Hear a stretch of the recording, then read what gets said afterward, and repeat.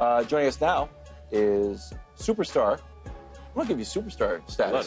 Love that. Superstar wide receiver Nico Collins. Nico, I talked to Greg Jennings, our resident Super Bowl champion wide receiver. I was like, Greg, can you give me a question for Nico where I can pretend to be, a wide receiver? And he specifically asked for what you attribute the jump between the first 2 years and when CJ was there. Is it just the connection you have with CJ, or is it the connection that you had with CJ and something else?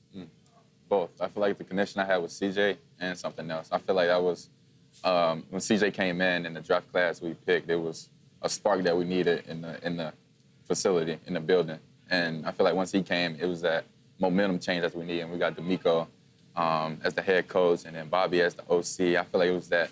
It's perfect for everything to go in order, and go perfect. And I feel like that was the thing that happened. So I have a similar question that I'm going to word awkwardly, but follow me. I got you. You were, if you look at your numbers at Michigan, you were a really good college player, but I don't think you'd say that was a great college player. Right. You were drafted in the 3rd round. That's good. That's awesome, but it's not a first-round pick. Right. Your first 2 years in the league, you were a nice player. Yeah. And you are legitimately a superstar.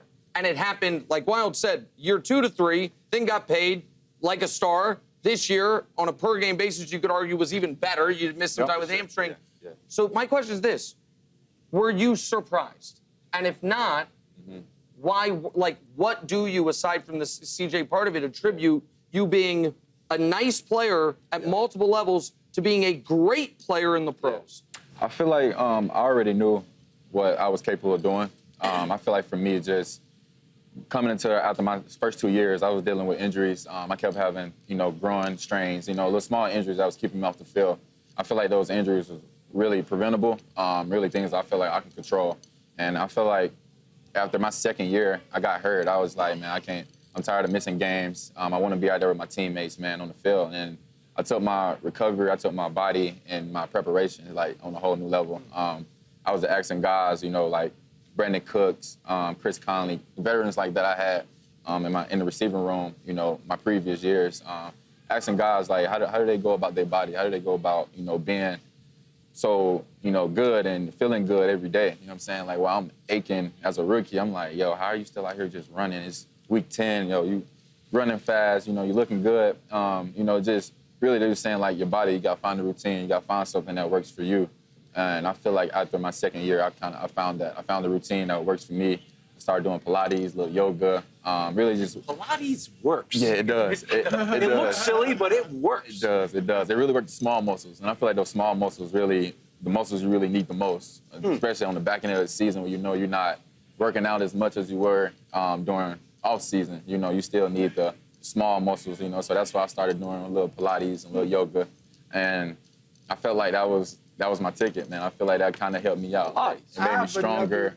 Technical question for you. Okay. So you're the #1 receiver for the Texans. Yes, sir. How much changes for you or a #1 anywhere when, like, you had Stephon Diggs go down and then Tank Dell goes down? Does it get a lot harder for you when your 2 other receivers who are really good, go down? Yeah, yes, sir. It definitely got hard, because we came into the season knowing it was going to be us 3. And then slowly, just due to injuries, things happen, things change throughout the year, man. And just missing them, it's just having them not there, it really made a difference. I feel like it was different for the passing game a little bit and just the offense. I feel like we had to adapt, but I feel like we adapted pretty good, and then I feel like it was just fell short, in the division round. I got a quick follow-up. They're going to get mad at me for this. Awesome. I was a little... I knew he was going to say this, bro. You got to stop this. I was a receiver in high school. I wasn't making one-handed catches, all right? Oh, how much do the gloves help? How much do the new gloves help, man?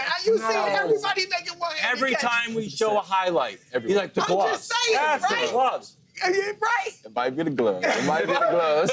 You know what would have been a great answer? He's like, this jump I had when I had 481 yards to 1,300? I got new gloves. All right, real quick, before we get to Super Bowl stuff, I want to ask one more Texans question.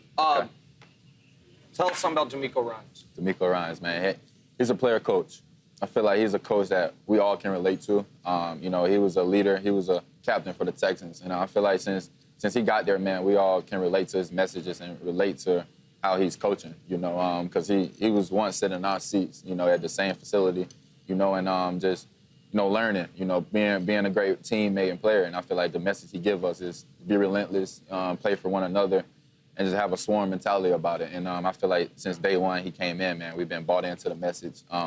His enthusiasm, his energy, you know, he brings every day. It's amazing. It's contagious, and I'm grateful for him. You know, I'm grateful that he's our coach, and I feel like the energy is contagious, man, and we feed off that. Super Bowl question. Eagles, great wide receivers, obviously. Absolutely. Expect them to have big games at the same time. Yes, Spags' defense, who do you think has the edge in that matchup? I like the offense. I like Philly offense. I like Philly offense. What is it about preparing for? You guys obviously went up against the Chiefs defense twice in pretty quick succession. Yeah. I know you guys went in the first game with Tank. He got hurt in that game, and there was clearly it was emotional for everyone. So that maybe is a separate situation. But you hear a lot about these exotic blitzes and different things that Steve Spagnuolo tries to dial up. What do you see from your end on what's unique or different about the Chiefs defense compared to maybe other teams? Yeah, like you said, man, he liked to throw in different blitzes. You know, he liked to keep you on your toes. And, yeah, KC defense is special, man. You know, they got great players, you know, in the secondary and D-line. You know, that's one team you had to be sharp on your details, you know, in order to beat them guys, man. And when you cut the film on, you know, after the game, you know, you kind of see the small plays, you know, details you could have made it right. And I feel like that could have made a difference in the game, you know. But KC, man, that's a great team. It's the reason why they win. It's the reason why they're here right now. You know, it's a great, all-balanced team, man. And I like them boys. That's a great unit over there, for sure. It feels like they're developing or have developed this mystique. I mean, they've won 3 Super Bowls. The last 2 might win this third one.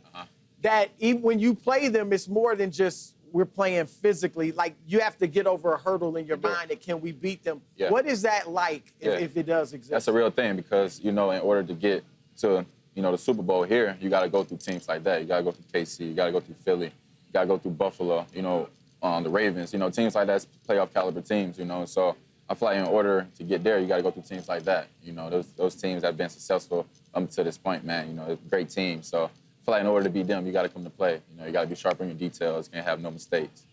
Okay. Are you making official picks as you do all of your media? And are you willing to share one? Or if you're not, dance around kind of sharing it like I've been doing all week. Where I'm like, well, I believe in Mahomes, but this Eagles defense. Yeah. I'm going to shoot it straight. I want Philly. You want Philly? I want Philly. How come? Man. I feel like it's a great team, man. They've been here. They lost to KC last time they came to the Super Bowl. And I like Jalen Hurts, man. I like Jalen Hurts. I like A.J. Brown, Devontae Smith. I like their offense, man. That's a great offense over there. You know, I just want to see Philly win. You know, we might have our first entrant in the Chiefs off-season bulletin board, Nico Collins. I hate to do it. I've enjoyed this so much. All right, thank you, Nico. Yes, sir. Enjoy the Super Bowl. More first things first. We come back. Thank you. Thank you so much. Thank you, man. Yes, sir. Thanks for watching. Subscribe here to get more from the show and to check out clips from other shows on FS1.